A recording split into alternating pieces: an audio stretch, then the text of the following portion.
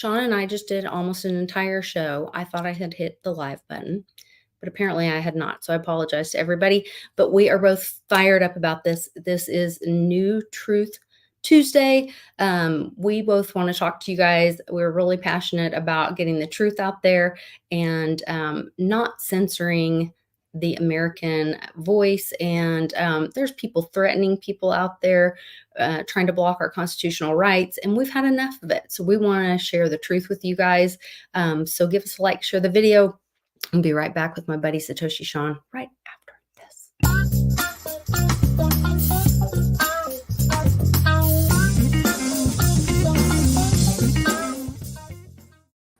All right, Sean. I can't believe that I should have looked in the corner. I'm sorry.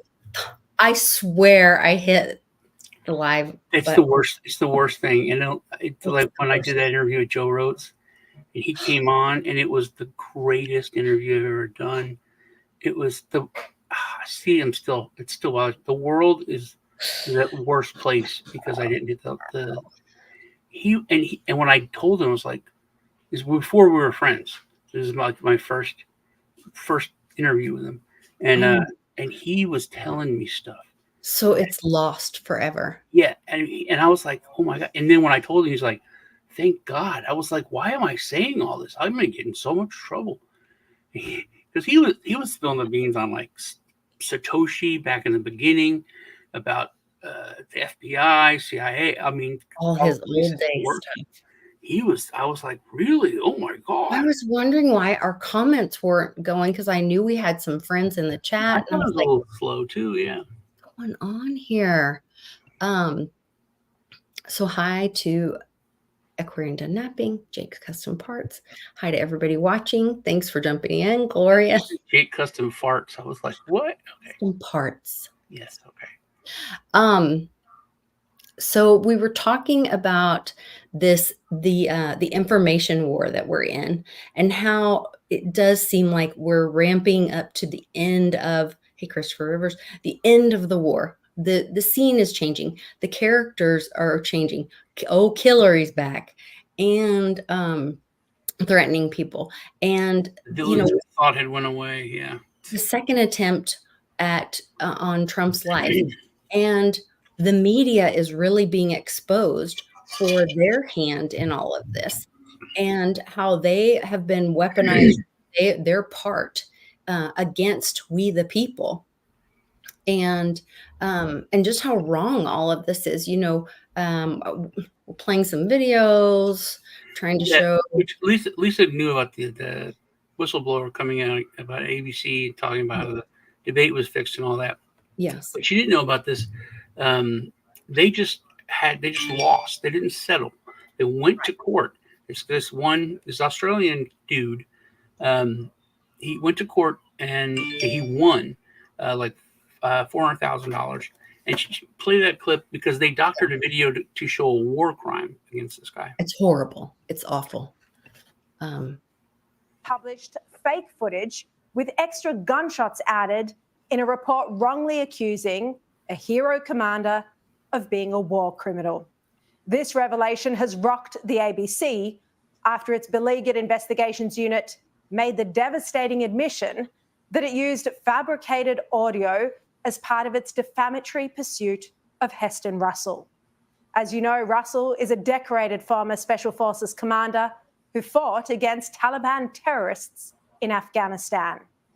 Well, the ABC's Mark Willesee published damning allegations against Russell and his platoon, wrongly claiming they killed unarmed civilians.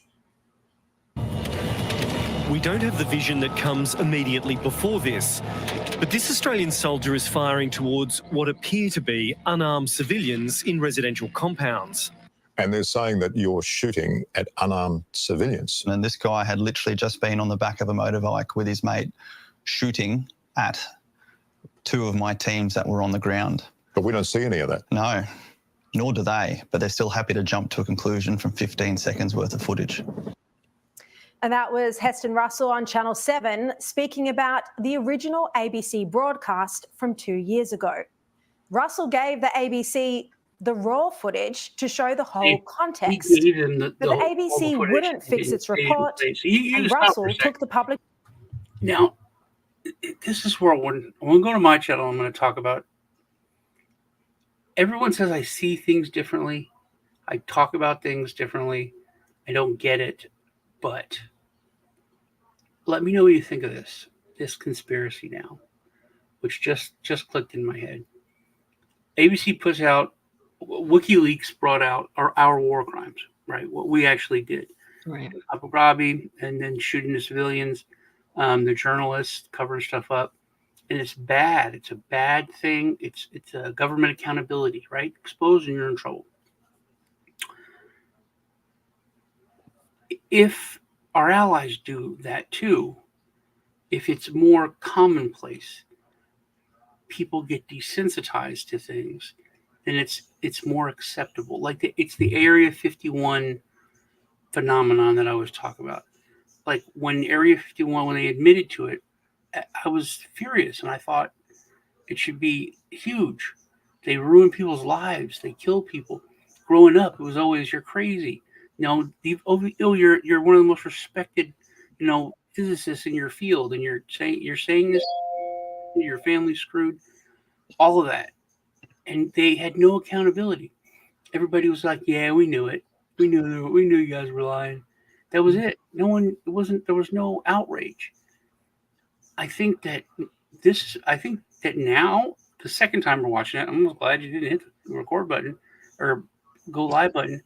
I think this is part of a thing to desensitize so that when there's war crimes, it's not as big of a deal. Everyone does it. Does that make sense to you?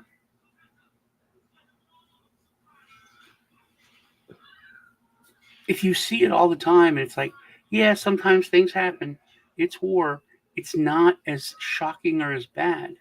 But that is the norm, that they always kill civilians. Yeah, it's like, it's just one of those things. I think that if more people do it, it's the thing of it's a classic thing where you're in trouble and you're like, but he did it. Two wrongs make a right.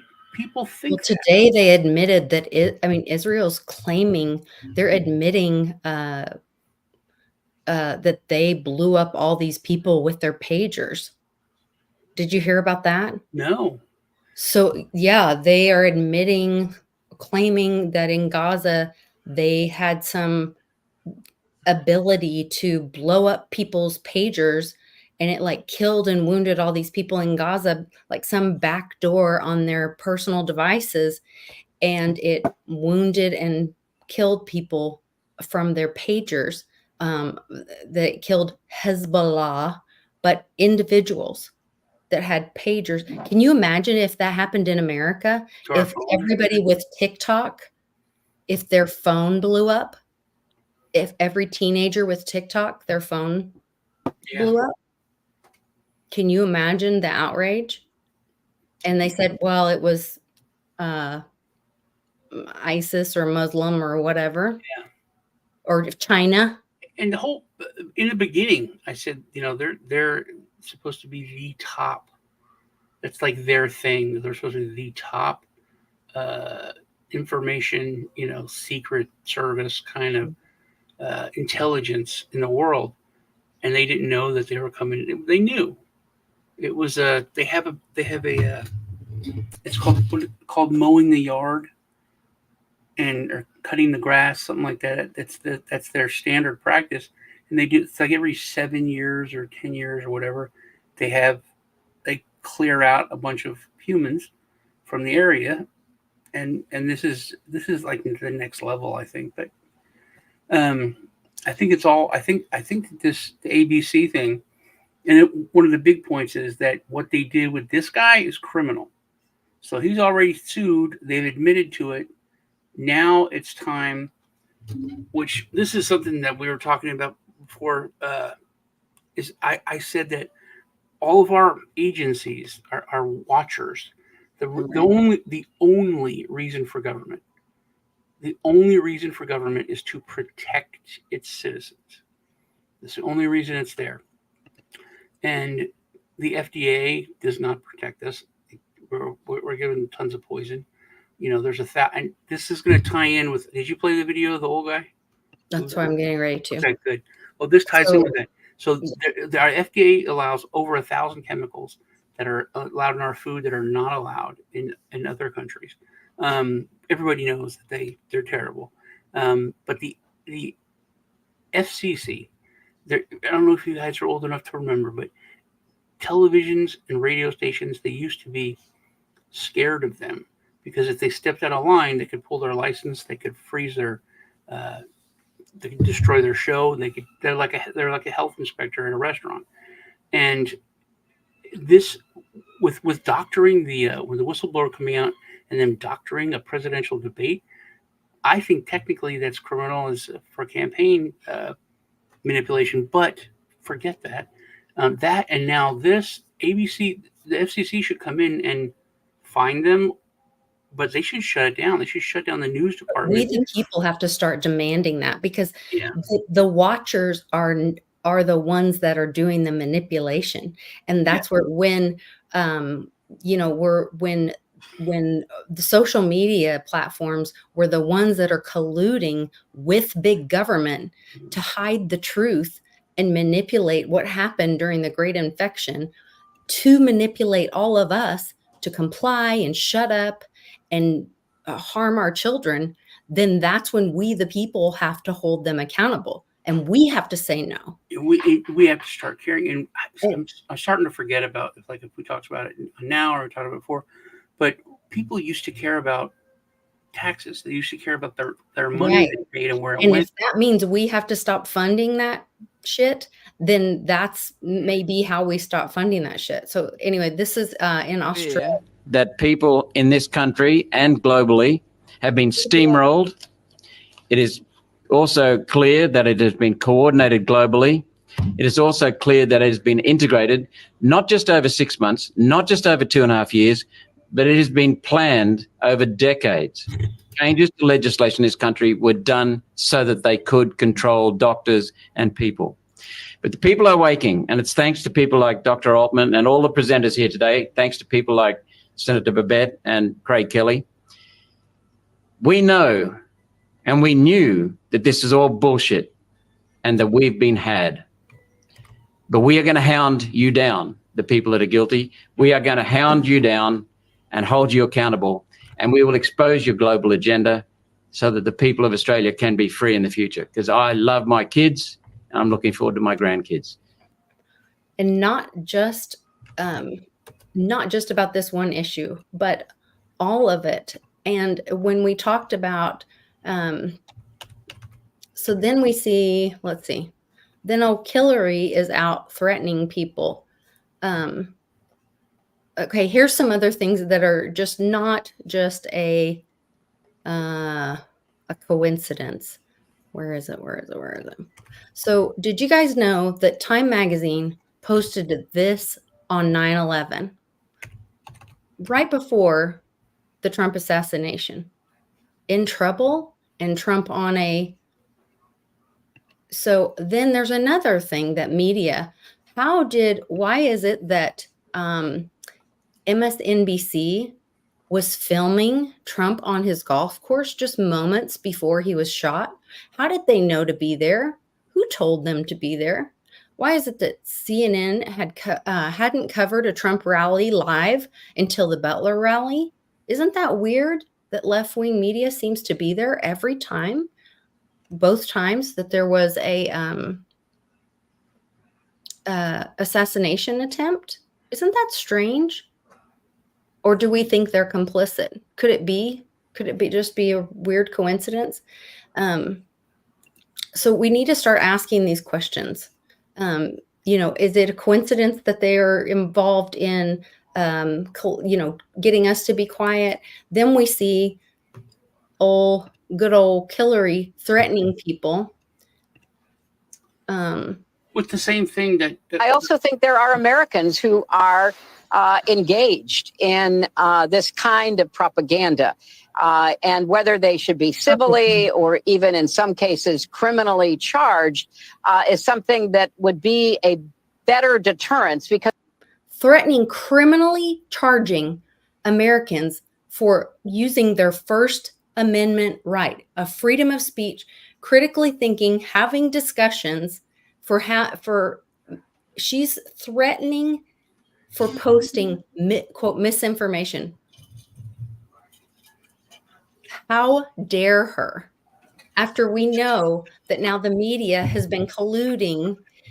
There's been, we've seen the hearings in Congress and all of that the media was colluding with social media platforms about the COVID misinformation and all of that. And for her to say that, to threaten there needs to be deterrence against Americans, shame on her. Which we talked about how Kaufman, the FBI, went to his house to Yeah, talk to him. if you guys haven't seen that, we played that yesterday on the show with and then that's the tax thing. He made the point, like I said before, to bring it back to crypto and the banks and all that. Mm-hmm. He made the point, it's like, you guys make over $100,000 a year, or close to it.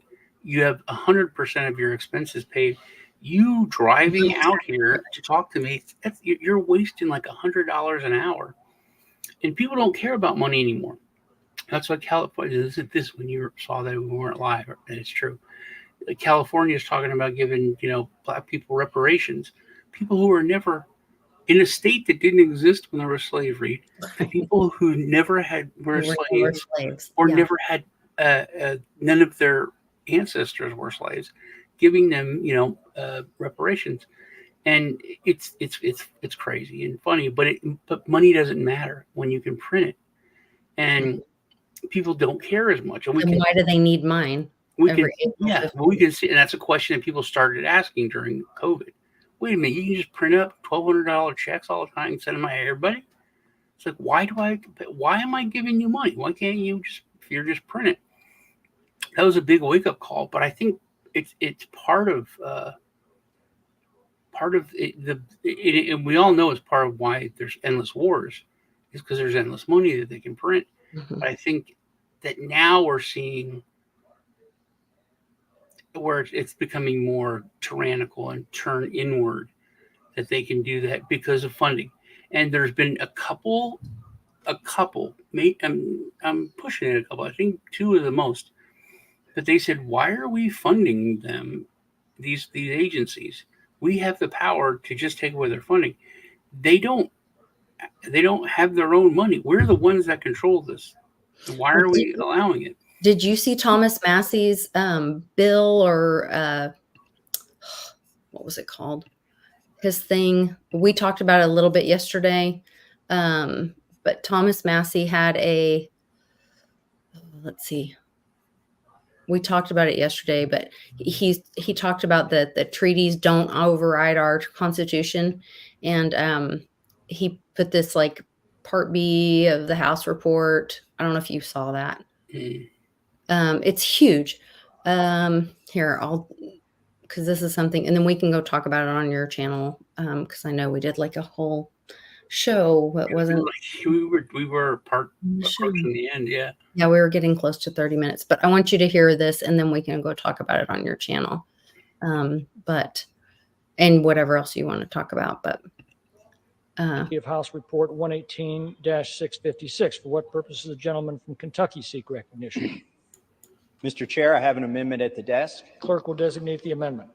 Amendment number 3, printed in Part B of House Report number 118-656, offered by Mr. Massey of Kentucky. Pursuant to House Resolution 1430, the gentleman from Kentucky, Mr. Massey, and a member opposed, each will control 5 minutes. The chair recognizes the gentleman from Kentucky. Thank you, Mr. Chair. I rise in support of my amendment, which simply recognizes that the United States Constitution is the supreme law of the land. Our Constitution establishes a very clear framework for making treaties by the executive and with the advice and consent of the Senate. But our Constitution also establishes a clear framework for making laws that affect our domestic affairs. If any provisions of a treaty are to have legal bearing on United States citizens, those provisions must pass both the United States House of Representatives and the Senate and be presented to the President, as all federal laws must. Treaties don't override our constitutional process for making law. Presidents can't make U.S. law by agreeing to new terms in an international treaty. Every law that American citizens live under must pass the House and the Senate. My colleagues have eloquently made the point that a president can't enter into a treaty without advice and consent of the Senate. And in doing so, they are standing up for the sovereignty of American citizens. But they are requiring the Senate to be that portion of the legislative branch that decides what laws will bear on citizens, depending on what the treaty is. My amendment here is very simple. It says that if a treaty has a law in it that has the bearing on United States citizens, on our domestic activities, then it has to follow the lawmaking process of the Constitution. And I reserve the balance of my time. On reserve, the gentleman from Kentucky is recognized. You know, the bulk of my speech in support of my amendment actually doesn't come from me. It's going to come from Alexander Hamilton, who described in Federalist 75 the treaty-making powers of the executive. He states, its objects are contracts with foreign nations, which have the force of law, but derive it from the obligations of good faith. And this is the most important part. They are not rules prescribed by the sovereign to the subject, but agreements between sovereign and sovereign. The power in question seems therefore to form a distinct department and to belong properly neither to the legislative nor the executive. The qualities elsewhere detailed as indispensable in the management of foreign negotiations point out the executive as the most fit agent in those transactions, while the vast importance of the trust and the operation of treaties as laws plead strongly for the participation of the whole or a portion of the legislative body in the office of making them. So what's he saying here? He's saying you can't make laws, domestic laws, using a treaty. Treaties can't bind the United States to declare war. Treaties can't raise taxes. Treaties can't create new laws for us. And the United States should not take part in international institutions that erode our sovereignty. Congress should not legitimize blatantly unconstitutional notions that agreements that come out of these institutions supersede the Constitution of the United States. So let me just close by saying this. Do we believe that the Senate itself and the president, without consulting the House, could implement a vaccine mandate by merely calling it a treaty and finding another sovereign party to enter into with? Like the I do not. Do we believe that they could implement or impose social distancing on U.S. citizens by calling it a treaty and finding another sovereign to enter into an agreement with? I do not.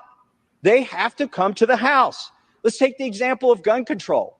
Do we think they could impose gun control on U.S. citizens in a treaty? By the way, this is not a hypothetical. In a treaty with the United Nations and some other sovereign countries, merely with the advice and consent of the Senate. That would take 2/3 or 67 votes in the Senate, but it would completely leave out the House of Representatives. No, they cannot do that. That is outside of our Constitution. We are guaranteed a Republican form of government with a legislature that makes the laws that bear on citizens. So I'll close with this most important part of my amendment, which says, if any provisions of a treaty are to have legal bearing on United States citizens, those provisions must pass both the House of Representatives and the Senate and be presented to the president, as all federal laws must. So I urge adoption of my amendment, and I support the underlying bill as well. And I yield back the balance of my time. Anyway, I thought that was pretty significant, considering what we're facing right now. I would love to hear your thoughts, but I think we should jump over to your channel and talk about it there. Sovereign means that you are the king, queen, or other noble person who serves as chief. You are the governing council or committee, one that exercises supreme and permanent authority, especially in a nation or other government unit. That is what sovereign means. Let's go. That was what you're saying. All right. Yeah, all right. Record my channel. We'll see you guys over there. Yeah. Bye. Bye.